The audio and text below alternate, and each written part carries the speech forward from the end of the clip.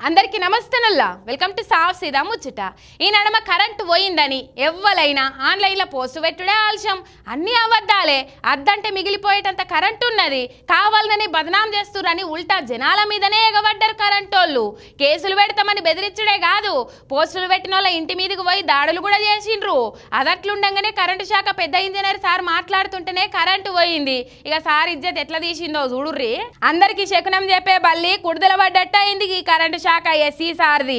Jagtial ZP హాల్లో సర్వసభ్య meeting పెడితే సారు రాసుకొచ్చిన స్పీచ్ను నైస్గా దంచుతుండు అసలు కరెంటు కోత అన్నదే లేదు 24 గంటలు బొమ్మన్నా ఫోన్ కరెంట్ ఇస్తున్నాం గాలొచ్చిన పోదు వానొచ్చిన పోదు దుమ్మొచ్చిన పోదు దూలొచ్చిన పోదు అని పొల్లు పొల్లు స్పీచ్ దంచుతుండు ఇంతల్నే ఏమైందో చూడుర్రి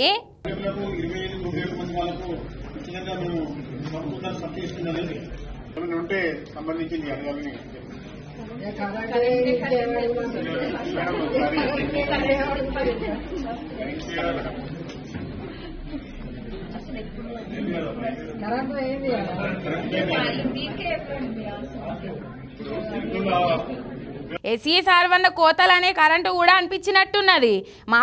మాట్లాడుతుంటేనే సార్కు జలకిద్దామన్నట్టే కరెంటు పోయింది కథం సభ్యులంతా పడి నవ్విండ్రు జగిత్యాల కోరుట్ల ఎమ్మెల్యే సంజయ్ అన్నలు జడ్పీ చైర్మన్ వసంతక్క వైస్ చైర్మన్ హరిచరణ్ అన్నలైతే కిల్ల నవ్వబట్టిండ్రు మరి ఇప్పుడెట్లా కరెంటు పోయింది సారు అని మహిళా జడ్పీటీసీలు నిలదీసినంత పని చేసిండ్రు అంటే